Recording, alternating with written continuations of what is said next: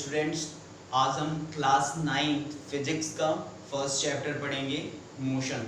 ठीक है, चैप्टर बहुत ही इंटरेस्टिंग है। ठीक है, थोड़ा आप लोग ध्यान दोगे तो बहुत अच्छे से समझ में आएगा। ठीक है, तो हमारा जो चैप्टर है वो है मोशन। ठीक है, तो स्टूडेंट्स अब समझते हैं कि मोशन क्या होता है। जैसे अगर हम एक एग्जाम्पल के थ्रू बात करें कि एक एरोप्लेन है और वो फ्लाई कर रहा है। ठीक है, तो एरोप्लेन फ्लाई कर रहा है, इसका मतलब अगर हम उस एरोप्लेन को देख रहे हैं तो हमको क्या लग रहा है कि वो एरोप्लेन मोशन में है। ठीक है, हम दूसरा एग्जांपल ले लेते हैं, बर्ड्स देख रहे हैं, कई ढेर सारी बर्ड्स हैं और वो फ्लाई कर रही हैं, तो वो भी हमारे लिए क्या है, मोशन में है। अगर हम उसको देख रहे हैं तो वो मोशन में है। ठीक है, तो मोशन कंडीशन का पता तब चलता है, इसके लिए एक बहुत ही जरूरी चीज ये है कि हम कहां से देख रहे हैं। ठीक है, हमारा रेफरेंस पॉइंट क्या है। रेफरेंस पॉइंट का मतलब हम किसके रिस्पेक्ट में देख रहे हैं। जैसे कि अगर हम दूसरा एग्जांपल लेते हैं, हम बस में बैठे हैं। ठीक है, और बस क्या कर रही है, चल रही है, और उसमें ढेर सारे पैसेंजर्स बैठे हैं। तो अगर हम बस के अंदर देख रहे हैं तो वो सारे पैसेंजर्स जो बस में बैठे हैं वो क्या हैं, रेस्ट की पोजीशन में हैं। ठीक है, लेकिन अगर बाहर से कोई बंदा देख रहा है, ठीक है, वो देखेगा कि बस मोशन में है और जो सारे पैसेंजर्स हैं वो भी क्या हैं, मोशन में हैं। तो एक ही स्टेट में दो अलग अलग रेफरेंस पॉइंट के लिए दो अलग अलग सिचुएशंस जनरेट हो रही हैं। मींस स्टेट एक ही है, बस चल रही है, बस मोशन में है, लेकिन मैं बस में बैठा हूं, मैं सारे पैसेंजर्स को देख रहा हूं तो वो हमको रेस्ट में दिख रहे हैं। ठीक है, लेकिन बाहर का कोई बंदा देख रहा है तो उसको सारे पैसेंजर्स मोशन में दिख रहे हैं। तो यहाँ पे एक बहुत बड़ा जो पॉइंट है वो है रेफरेंस पॉइंट। ठीक है, मींस हम कहां से देख रहे हैं। जैसे कि एक दूसरा एग्जांपल लेते हैं कि बाहर से कोई एस्ट्रोनॉट है, ठीक है, वो अर्थ को देख रहा है, तो अर्थ क्या है, मोशन कर रही है। लेकिन हम अगर अर्थ पे खड़े हैं तो हमको क्या लग रहा है, हमको तो ये लग रहा है कि अर्थ रेस्ट में है। तो बाहर वाले एस्ट्रोनॉट के लिए ये अर्थ मोशन में है और मैं भी मोशन में हूं, लेकिन मेरे लिए ये अर्थ क्या है, रेस्ट में है। तो एवरीथिंग, जो भी यूनिवर्स में प्रेजेंट चीजें हैं, जितनी भी चीजें हैं, वो सारी की सारी मोशन में है। कोई भी एब्सोल्यूट रेस्ट की कंडीशन में नहीं है। ठीक है, तो सभी चीजें मोशन में है। बस बात ये मायने रखती है कि आप क्या रेफरेंस पॉइंट ले रहे हो, मींस आप कहां से देख रहे हो। ठीक है, यदि कोई भी ऑब्जेक्ट टाइम के साथ अपनी पोजीशन को चेंज कर रहा है, ठीक है, तो उस ऑब्जेक्ट की स्टेट को क्या बोलेंगे, स्टेट ऑफ मोशन। ठीक है, और एक और जरूरी बात स्टूडेंट्स की, हर ऑब्जेक्ट की जो नेचुरल सिचुएशन होती है वो रेस्ट होती है। मींस कोई भी ऑब्जेक्ट, कोई भी बॉडी सबसे पहले रेस्ट में रहना पसंद करेगी, क्योंकि अगर जैसे बॉल है उसको हम रोल करा दिए तो कुछ टाइम बाद क्या होता है, वो बॉल जाके रुक जाती है। मींस उसको पसंद क्या है, रेस्ट पसंद है। अगर हम मोशन की डिफिनेशन देखें तो क्या होगी, a body is said to be in motion when its position changes continuously with respect to a stationary object taken as reference point. Students, यहाँ पे जो ये वर्ड है रेफरेंस पॉइंट, ये बहुत ही ज्यादा मायने रखता है। क्यों, क्योंकि हम जब भी किसी भी चीज की मोशन देखेंगे तो हम किस तरीके से पता लगाएंगे, या तो फिर हम टाइम देखें कि टाइम के साथ उसकी पोजीशन जो है वो चेंज हो रही है, या फिर किसी स्टेशनरी ऑब्जेक्ट का मतलब यह है कि कोई भी ऑब्जेक्ट रेस्ट में है, उसका कंपैरिजन करें हम उस मोशन वाले ऑब्जेक्ट से। ठीक है, तो अगर कोई स्टेशनरी ऑब्जेक्ट है उसको हम रेफरेंस पॉइंट ले लें।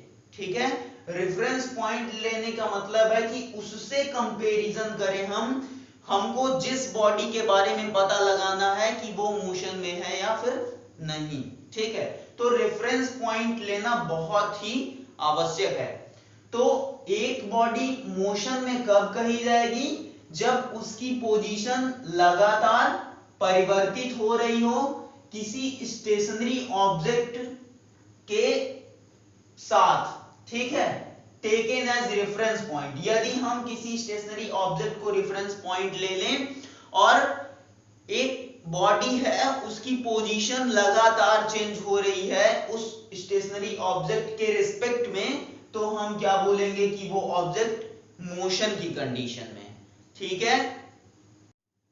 मींस अगर हमको मोशन को डिस्क्राइब करना है तो हमको रेफरेंस पॉइंट लेना बहुत ही नेसेसरी है, ठीक है।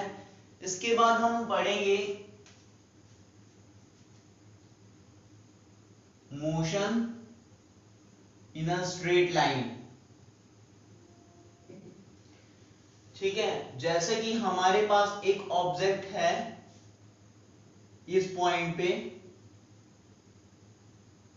ए पॉइंट, ये यहां से मोशन करता हुआ इस सी पॉइंट पे पहुंच गया और यहां कहीं एक बी पॉइंट भी है, ठीक है। अभी जो हमारा ऑब्जेक्ट ए पे था वो कुछ टाइम बाद मोशन करते हुए बी को क्रॉस किया और उसके बाद सी पे पहुंच गया, ठीक है। ए से बी के बीच की जो लेंथ है वो 3 मीटर है और बी से सी के बीच की जो लेंथ है वो 5 मीटर है, ठीक है। अब ऑब्जेक्ट का मोशन स्ट्रेट लाइन में हम देख रहे हैं, इसका मतलब कि जो ऑब्जेक्ट होगा उसका पाथ कैसा हो? लीनियर, मींस स्ट्रेट लाइन में हो, तो उसको क्या बोलेंगे कि मोशन इन स्ट्रेट लाइन, ठीक है। तो यहां से ये ऑब्जेक्ट ए से बी के थ्रू सी पे पहुंच गया। अगर हम बोलें कि ये जो ऑब्जेक्ट है वो कितनी डिस्टेंस कवर कर रहा है, मींस कितनी डिस्टेंस वो चल रहा है सी पॉइंट तक पहुंचने में, ठीक है। तो कितना हो जाएगा डिस्टेंस? 3 मीटर पहले चला बी तक, उसके बाद 5 मीटर, मींस जो डिस्टेंस आएगी वो कितनी आ जाएगी? 3 + 5 मींस 8 मीटर। जो ऑब्जेक्ट ए पे था और उसके बाद सी पे पहुंच गया तो कितनी डिस्टेंस कवर किया? 8 मीटर की डिस्टेंस वो कवर करता है सी पॉइंट तक पहुंचने में, ठीक है। अब एक चीज हम समझते हैं कि ये डिस्टेंस क्या होता है, ठीक है। इसकी डेफिनेशन हम देखते हैं। The actual length of the path covered by a moving body is called as distance. Means यदि कोई मूविंग बॉडी है, मोशन में है, वो किसी एक पॉइंट से चलकर किसी अनदर पॉइंट पे पहुंच जाती है, तो उन दोनों पॉइंट्स के बीच की जो एक्चुअल लेंथ होगी वही डिस्टेंस बोली जाएगी, ठीक है। उस ऑब्जेक्ट द्वारा जो चली गई एक्चुअल लेंथ होगी उसी को हम क्या बोलेंगे कि डिस्टेंस है। एक एग्जांपल के थ्रू हम समझते हैं। जैसे कि एक ऑब्जेक्ट है या एक बॉडी है, वो यहां पे थी ए पॉइंट पे, ठीक है। इसके बाद वो क्या हो रहा है कि वो यहां से चल के यहां कहीं बी पॉइंट पे उसके फ्रेंड का घर है, वो बी पे पहुंच जाती है, ठीक है। और उसको जाना है मार्केट, ठीक है, मार्केट से कुछ सामान लाना है, तो वो फिर यहां सी पे कहीं मार्केट है उसका, तो वो ये सी पॉइंट पे पहुंच गई। पहले ये बॉडी ए पॉइंट से चलना स्टार्ट करती है, मींस अपने घर से, और घर से चलने के बाद ये अपने फ्रेंड के पास जाती है और फ्रेंड के पास कुछ टाइम रुकती है और उसके बाद ये सी पॉइंट पे मींस मार्केट चली जाती है, ठीक है। मार्केट जाने के बाद ये कुछ सामान बाय करती है और इसको फिर से घर आना रहता है, तो ये फिर से अपने घर चली जाएगी, अब इसकी जो डिस्टेंस है वो 4 मीटर है, इसकी जो डिस्टेंस है वो 3 मीटर है।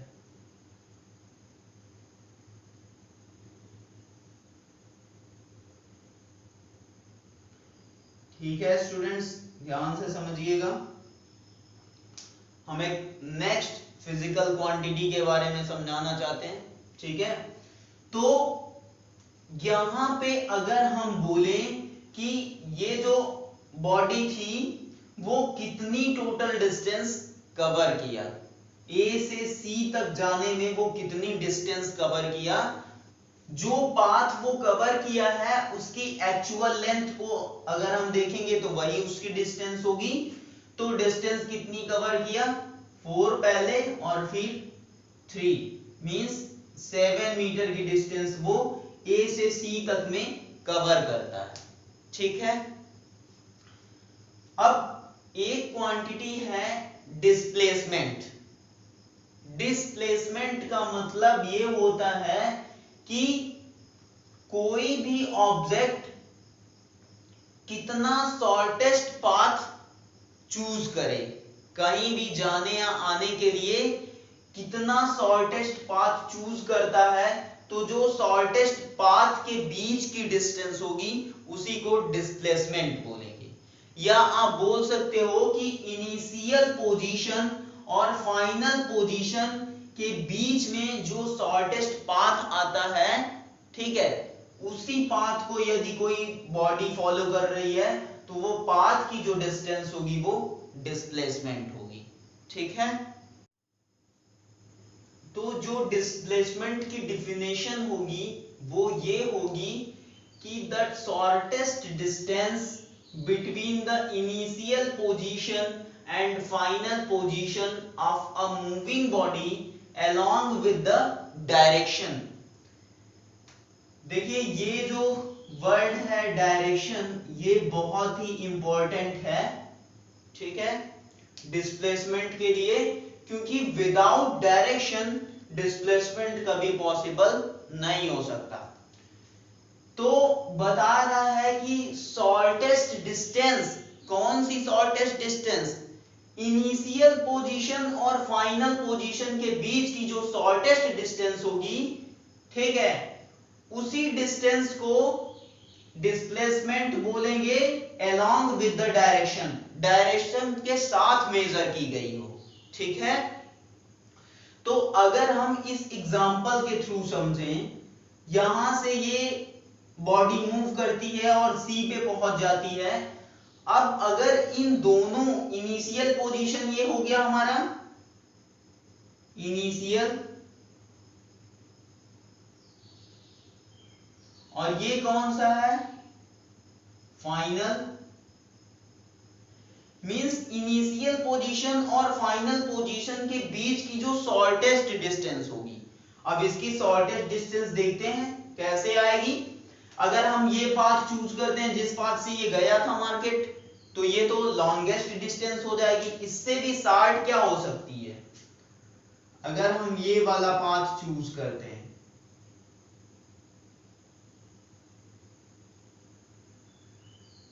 ठीक है, अगर ये पाथ चूज करते हैं हम, तो क्या होगा, ये शॉर्टेस्ट डिस्टेंस होगी इसके कंपैरिजन में।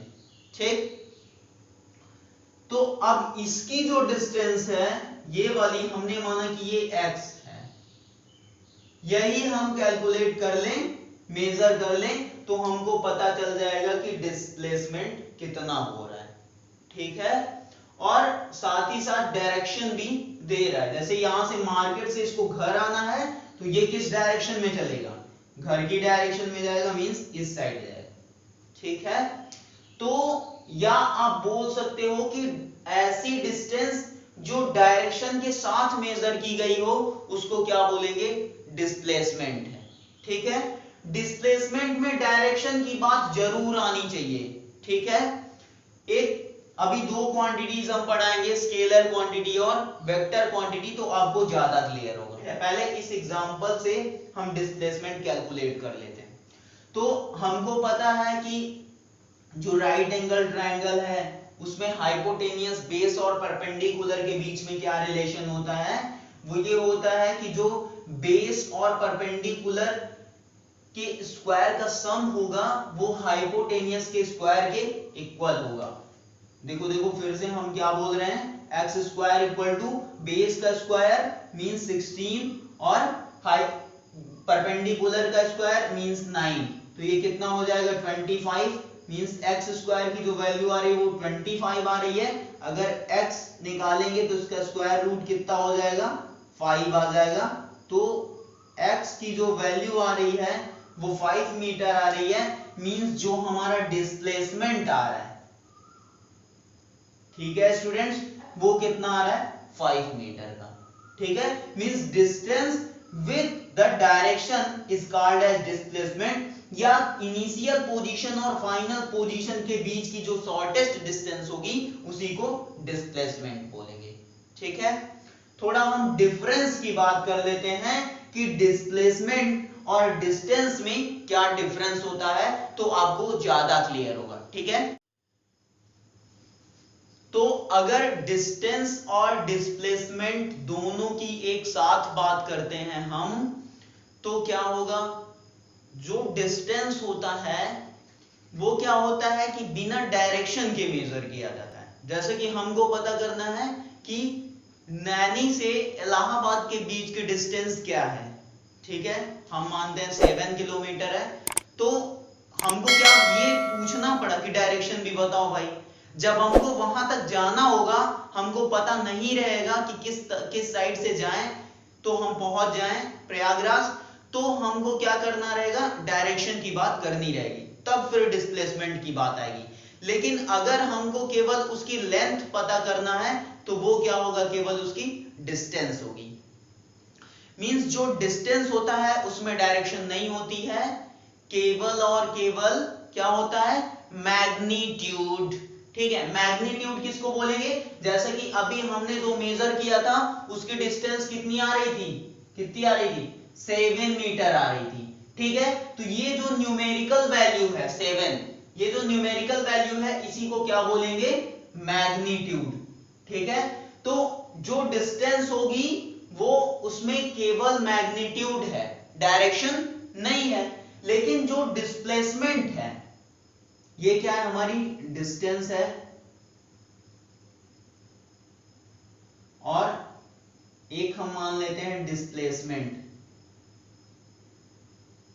तो डिस्प्लेसमेंट क्या होगा, जिसमें मैग्नीट्यूड तो रहे ही, और अभी हमने जस्ट पहले डिफिनेशन पढ़ी डिस्प्लेसमेंट की कि shortest distance between the initial and final position along with the direction. Means direction का होना बहुत ही जरूरी है, मींस मैग्नीट्यूड भी हो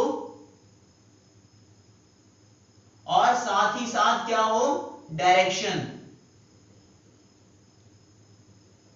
ये दोनों चीजें रहे, मैग्नीट्यूड भी रहे और डायरेक्शन भी रहे, तो ही डिस्प्लेसमेंट की बात हम कर सकते हैं। तो हमने दो क्वांटिटीज यहां पे लिखी है, एक स्केलर क्वांटिटी और एक वेक्टर क्वांटिटी। तो आइए हम समझ लेते हैं कि क्या स्केलर क्वांटिटी होती है और क्या वेक्टर क्वांटिटी होती है, ठीक है। तो सबसे पहले हम स्केलर क्वांटिटी पे आते हैं। तो quantity which have magnitude only, ऐसी क्वांटिटी जिसमें केवल और केवल मैग्नीट्यूड प्रेजेंट हो, तो उस क्वांटिटी को क्या बोलेंगे, स्केलर क्वांटिटी है, ठीक है। अगर एग्जांपल हम देखें तो पहला जो हमारा एग्जांपल है वो डिस्टेंस ही है, ठीक है। इसके बाद और एग्जांपल हम ले सकते हैं जो कि अभी पढ़े नहीं है, बस आगे पढ़ने वाले, स्पीड हो गया, ठीक है। इस तरीके से बहुत सारे एग्जांपल्स हैं, इसके मास हो गया, ठीक है। लेकिन अगर वेक्टर क्वांटिटी की बात करते हैं तो वो क्वांटिटी जिसमें मैग्नीट्यूड हो और साथ ही साथ क्या हो, डायरेक्शन भी हो। तो मैग्नीट्यूड भी हो और डायरेक्शन भी हो तो उस क्वांटिटी को क्या बोलेंगे, वेक्टर क्वांटिटी, ठीक है। तो अगर हम इसके एग्जांपल की बात करें तो सबसे पहला जो मेनली हमारा एग्जांपल होगा वो क्या होगा, डिस्प्लेसमेंट होगा। इसमें मैग्नीट्यूड भी रहता है और डायरेक्शन भी रहता है, दोनों चीजें पॉसिबल हैं। इसकी वजह से ये एक ऐसी क्वांटिटी है, वेक्टर क्वांटिटी, ठीक है। इसके अलावा और अगर आप समझ सकते हो कि क्या एग्जांपल ले सकते हैं, तो वेलोसिटी ले सकते हो, ठीक है, ये सारी चीजें हमको आगे पढ़नी है। एक्सेलरेशन ले सकते हो आप, ठीक है, ऐसे ही बहुत सारा एग्जांपल है इसका, ठीक है। एक और एग्जांपल के थ्रू हम डिस्प्लेसमेंट को समझते हैं, क्योंकि डिस्प्लेसमेंट समझ में आ गया तो वेलोसिटी, एक्सेलरेशन, ये सारी चीजें आपको बहुत अच्छे से समझ में आ जाएंगी, ठीक है, इजी पे ये डिपेंड करती हैं। तो हम एक एग्जांपल लेते हैं, हम एक पोजीशन से दूसरी पोजीशन पे चल के जा रहे हैं, ठीक है, डायरेक्शन साथ में कि हम नॉर्थ साइड में जा रहे हैं, ठीक है, एक पोजीशन है कहीं पे, वहां से हम नॉर्थ साइड में जा रहे हैं दूसरी पोजीशन पे, और वहां पे जाके हम खड़े हो जाते हैं, ठीक। अब हमने डायरेक्शन की बात कर दी, नॉर्थ क्या है, उसकी डायरेक्शन है, तो मींस क्या हो गया, यहाँ पे डिस्प्लेसमेंट हो गया, ठीक है। फिर वहां पर जाने के बाद हम क्या करते हैं कि वापस फिर से चले आते हैं, ठीक है, वापस जो हमारी इनिशियल पोजीशन थी वहीं पे हम फिर से चले आए, ठीक है। तो इसका मतलब अगर हम यहाँ पे डिस्प्लेसमेंट कैलकुलेट करें तो क्या होगा, जैसा कि हमने बोला, हम इस इनिशियल पोजीशन से जाके यहाँ पे पहुंच गए, ठीक है, और ये हम मानते हैं कि 7 मीटर की डिस्टेंस है, यहां से चल के हम यहाँ चले गए, ठीक है, और फिर से हम यहां से चलने के बाद यहाँ वापस चले आए। तो इसकी इनिशियल पोजीशन कहां थी स्टूडेंट्स, यहां पे थी, फाइनल इसकी यहां पे पहुंची, लेकिन हमने क्या बताया कि कुछ टाइम बाद ये फिर से वापस चला आता है, तो यही इसकी इनिशियल पोजीशन हो गई और यही इसकी फाइनल पोजीशन हो गई, ठीक है।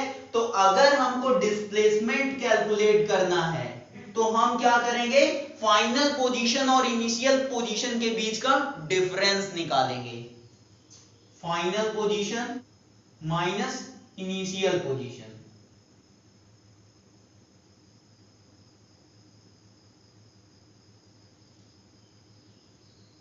ठीक है स्टूडेंट्स।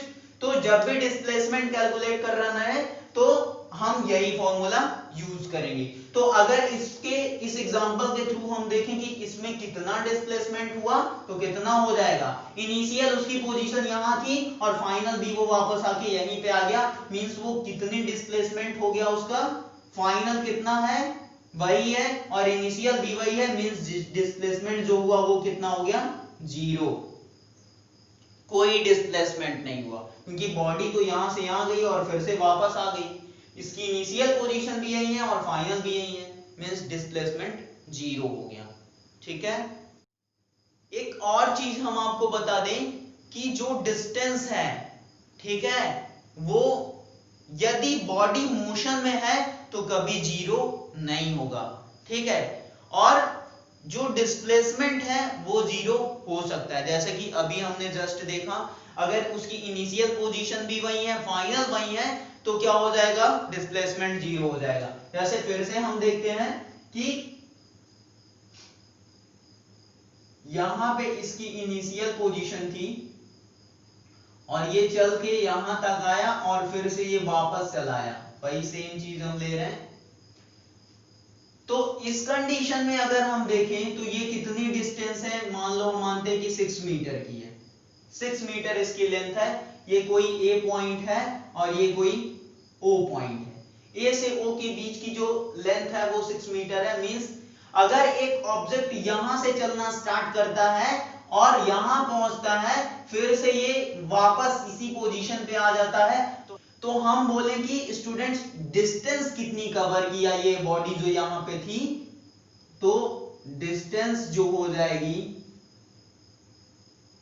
वो कितनी हो जाएगी, 6 मीटर पहले चला और फिर वापस आया तो भी 6 मीटर कवर किया, मींस 12 मीटर इसकी जो डिस्टेंस होगी वो आ जाएगी, ठीक है।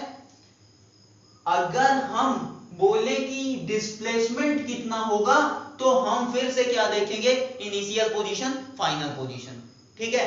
हम देखते हैं कि इसकी जो इनिशियल पोजीशन थी वो ए पे थी और फाइनली ये क्या है, ए पर ही आ जा रहा है, मींस इनिशियल पोजीशन और फाइनल पोजीशन दोनों क्या है, इक्वल है, तो डिस्प्लेसमेंट क्या होगा, फाइनल कितना वो चल रहा है, 6 ही चल रहा है और इनिशियल भी कितना चल रहा है 60 चल रहा है, मींस 0 हो जाएगा। तो डिस्प्लेसमेंट 0 हो सकता है, लेकिन यदि बॉडी मोशन में है तो डिस्टेंस कभी 0 नहीं हो सकता।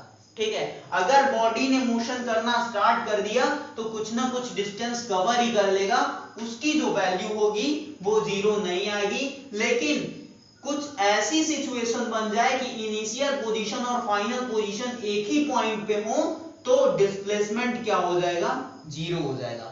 बॉडी मूव तो करेगी, डिस्टेंस तो कवर करेगी, लेकिन डिस्प्लेसमेंट 0 हो सकता है। ठीक है, एक और एग्जांपल के थ्रू हम समझते हैं डिस्टेंस और डिस्प्लेसमेंट को।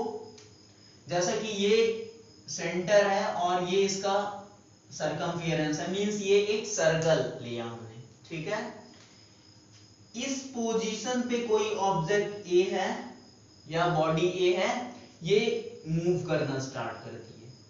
ये कौन सा मोशन होगा, पाथ उसका कैसा है, सर्कुलर है तो सर्कुलर मोशन। ठीक है, तो ये ऑब्जेक्ट यहां से चलना स्टार्ट करता है और ये वापस कहां जाता है, इसी पोजीशन पे। ठीक है, तो अगर हम बोलें कि डिस्टेंस कितनी हुई,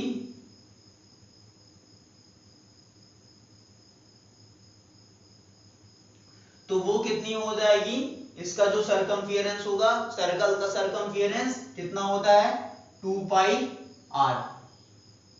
ठीक है, लेकिन अगर हम डिस्प्लेसमेंट की बात करें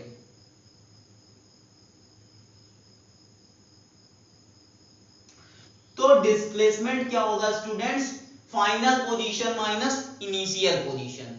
मींस फाइनली अगर देखें जो इनिशियल है वही फाइनल भी है, means 2 pi r minus 2 pi r is equal to 0। या फिर डायरेक्टली आप बोल सकते हो कि इनिशियल और फाइनल पोजीशन एक ही जगह पे है, मींस डिस्प्लेसमेंट कुछ हुआ ही नहीं, कितना हुआ, 0 हो गया।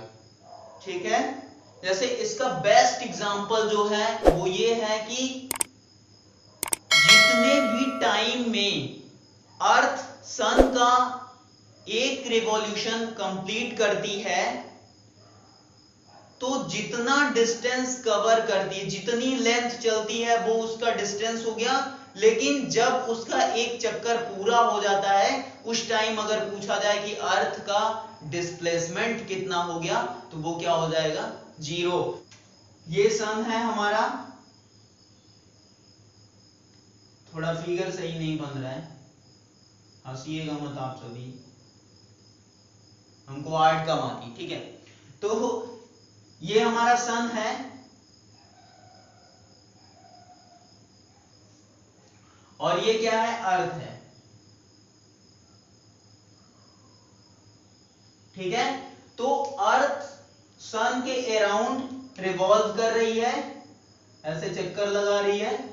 जब ये अपना एक रिवॉल्यूशन कंप्लीट करेगी तो कुछ डिस्टेंस ये कवर करेगी, लेकिन जैसे ये अपना एक रिवॉल्यूशन कंप्लीट कर दी है, अगर हम बोले कि अर्थ ने कितना डिस्प्लेसमेंट किया तो कितना हो जाएगा डिस्प्लेसमेंट,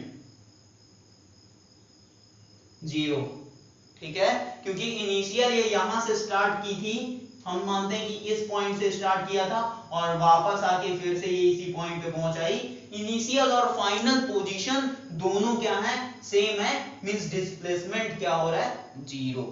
ठीक है स्टूडेंट्स, हम एक क्वेश्चन दे देते हैं, आप सभी हमको कमेंट में उसका आंसर बताइएगा। ठीक है, और नहीं आता है तो आप हमको बताइएगा, नेक्स्ट क्लास में हम इसका आंसर प्रोवाइड करेंगे।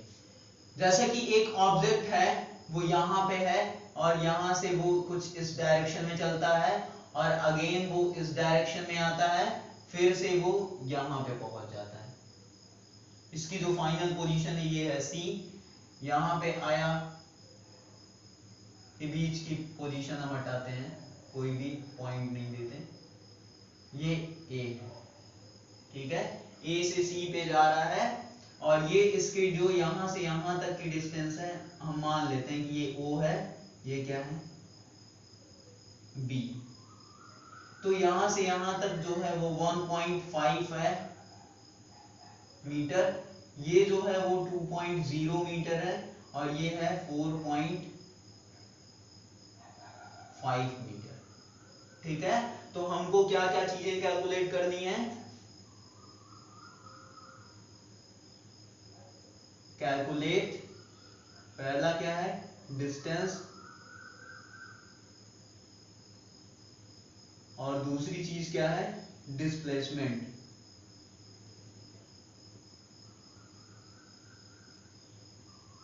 ठीक है, तो ये दो चीजें आप कैलकुलेट करके आओगे।